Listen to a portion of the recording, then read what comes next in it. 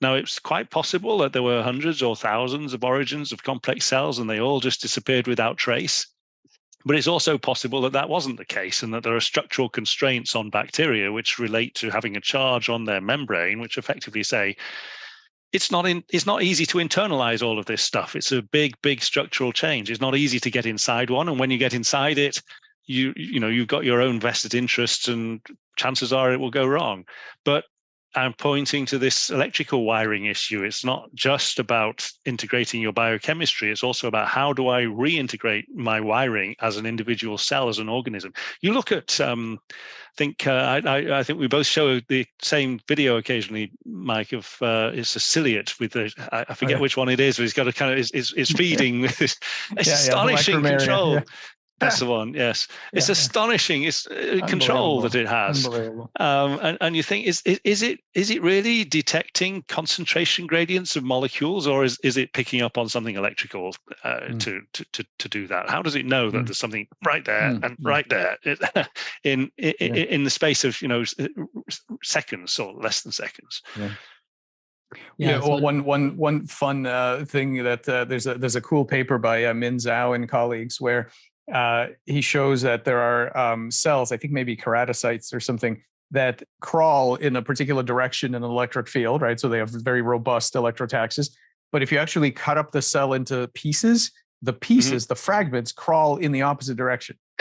So it's a great example of, I think Richard Watson says it this way, that the point of holes is to get the parts to do things they wouldn't normally do, right? And this is like a cool example of that, because all the parts want to go that way, the collective goes that way, and it's a very active electrosensitive process.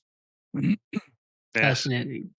So maybe let's talk about multicellularity, because I think that's Mike is using this coarse grain kind of analogy or metaphor, and Nick is using integration. I don't know if they are different. I think it's probably both. No, I think it amounts to the same thing. Yeah.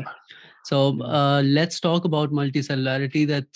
And then interestingly, of course, nowadays we talk about bacterial biofilms, that it happens also in bacteria, etc. But what is the difference between bacterial biofilms and a multicellular organism like any animal we can talk about, plant, fungi, etc. Right?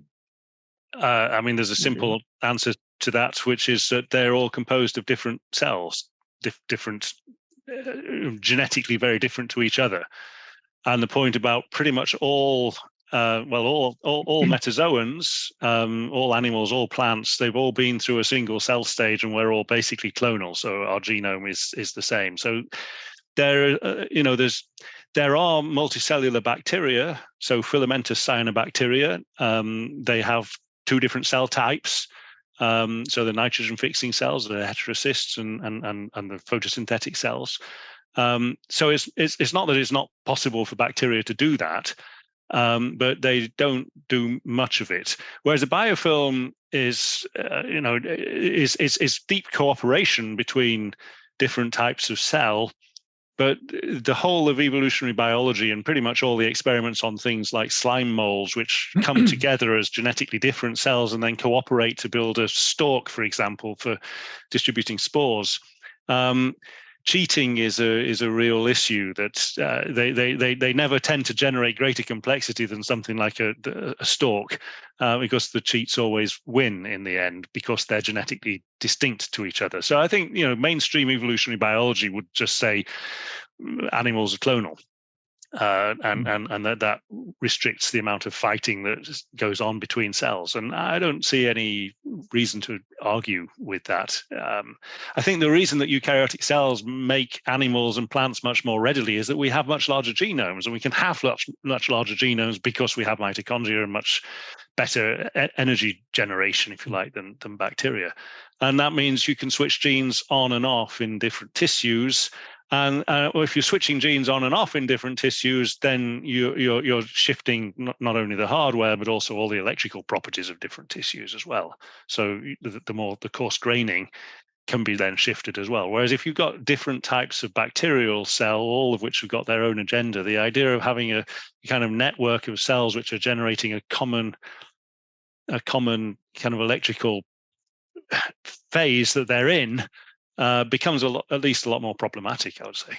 Is that your take, Mike, or would you see it differently?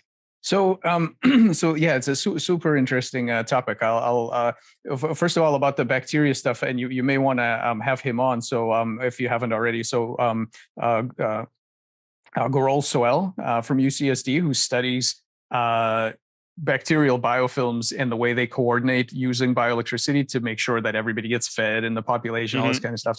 So there may be, and it's not my thing, so you should talk to him. But I think there's some very interesting cooperativity stuff going on there.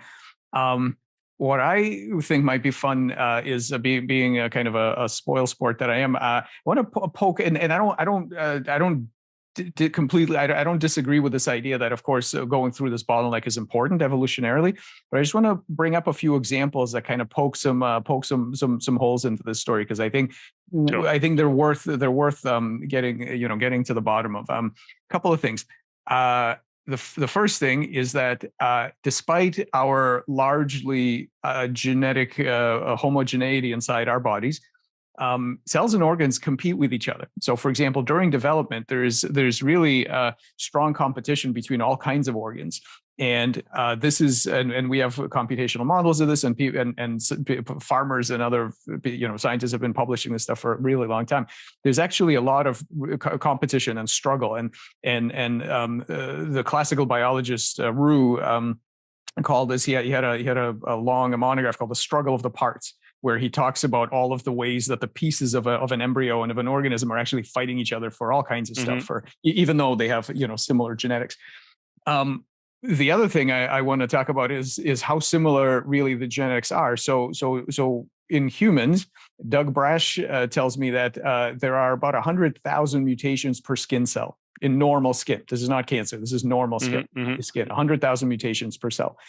So and people like I think Walsh at the Harvard Medical School is finding mutations in the brain and in human neurons. So there's actually apparently there's a ton of genetic variability, and where it really reaches its kind of ultimate expression, I think this is one of the most interesting stories. Planaria are mixoploid. I mean, it's a certain species. Every cell has a different number of chromosomes. The genome is an unbelievable mess, and yet these are the animals with the most regenerative ability, the cancer resistance, immortal as far as we can tell. And it's kind of an amazing scandal that the animal with the best anatomical control, immortality, and regeneration is also the one with the most messy genome, right? Every cell is, and so. This used to drive me completely crazy. This idea. Well, first of all, why does nobody talk about this? We never hear about this. In a standard biology a kind of curriculum. What they tell you is, well, the genome is what sets your anatomy. So who would expect the relationship to be backwards? It doesn't make any sense. Recently, literally in the last few months, I think we've got kind of a handle on this story, and so I think we now have an understanding of what's going on there. But and if you want, I can talk about it. But yes, please. But okay. So imagine this. Typically, the way people simulate evolution is you've got some sort of genotype. The genome it codes for some sort of phenotype, and then selection. So you do your mutation on the genotype, and you do your selection on the phenotype. What's often missing is that, and this goes back to the initial conversation, that physiological layer in between, because the genotypes actually don't almost never code directly for the phenotype. What they code for is properties of some sort of physiological system where the software is going to determine the phenotype. So we did some simulations, and we created this thing. It's extremely simple. It's just the genome is just a set of numbers, and they start off all mixed up. And the phenotype, what you select for, is making sure the numbers are all in nice order from 0 to 100, let's say. So this is the developmental equivalent of having a body axis, of having a primary axis with your tail over here and your head over here and everything in the right order in between. So if you just have genotype and phenotype, of course, a standard genetic algorithm will eventually, and if you look at the fitness over time curve, it's this. You will of course, it will sort all the numbers, and you will get your, you'll get your sorted embryo. That works fine. However, now let's do something interesting. Let's put in, and this is the work of Shrisha Lakshman in my lab, a student, an undergrad actually. What we did was we put in a developmental phase where, yeah, you've got your genome, but much like with real evolution, the cells aren't passive, dumb material. They actually have a little bit of they have their own agenda, right? And during that process, from being a genome to being an adult that you get selected on, they have some time to do things. Cells are not a blank slate material, right? They always, they're always doing something.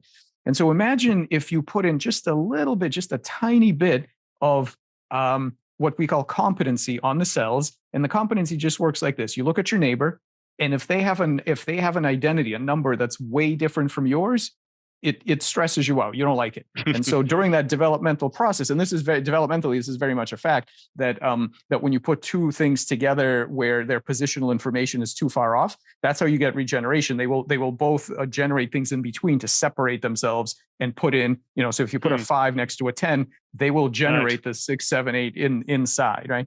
Right. In between them. So you give cells just a tiny ability for that competency, just to look at their neighbors and maybe crawl around a little bit to try and reduce their stress level.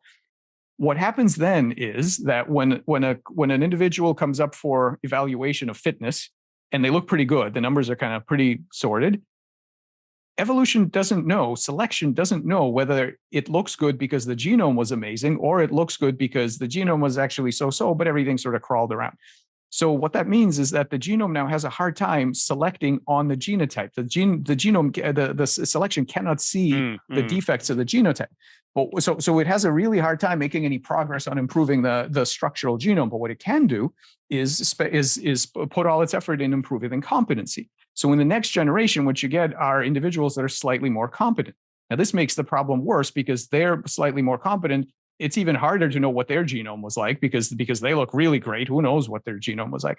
And so you end up with this positive feedback loop where the minute you admit that you're dealing not with a passive material, but with cells that can make some decisions locally, you immediately get into this arms race where the effort starts going into increasing that competency, not fixing the genotype. And so in the end, if you let it run all the way, now, of course, there are some other factors that can sort of dampen that runaway feedback loop. But if you let it run all the way, what you get are exactly planaria. You get organisms that are really good at making a good organism, no matter what the genome looks like. All the effort goes into the algorithm. Very little pressure is left to keep a clean genome. The genomes look like hell, but the organisms look amazing because all of the effort have gone into the mechanisms that allow them to build what they need to build, even though the hardware is all over the place. And so what I think happened in planaria, I think this went all the way up. And in other organisms like us and other creatures, it sort of stopped halfway. There are other things that sort of dampen it down. So we can kind of do that, but not as good, not as well as planaria. And it also explains why it's such a weird thing. Any other animal, any other multicellular creature, you can call a stock center and you can get a strain of abnormal mutants. So you can get flies with curly wings and mice with crooked tails and albinos and planaria. There is no such thing as a strain of abnormal planaria other than our two-headed form, and those are not genetic. Those are not genetic. And there's never been a planarian mutant line. Isn't that weird? Why not? And also, for now, I would say for about 30 years, maybe more, people have been trying to make transgenic planaria, and it's never worked. It just doesn't work. Why does it not work? And why do we not have strains? I think because the algorithm is such that it basically ignores most of the genome, not all of it, of course, because you still need the competency machinery. But the competency is such that it can tolerate massive degrees of error in the genome, and it expects to. That's why, because of this runaway, sort of runaway ratchet. So I think it is true, like you said. I think of course we go through a bottleneck and we do share genetically much more so than the bacteria. But I think there's a lot more play in that system. I think potentially we're not actually sharing all the DNA, and even when we do, I think Grohl would say that the bioelectrics actually is a really good way to crank up cooperativity when you don't share genetics. I'm putting words in his mouth. I don't know, but I think that's what his work says to me.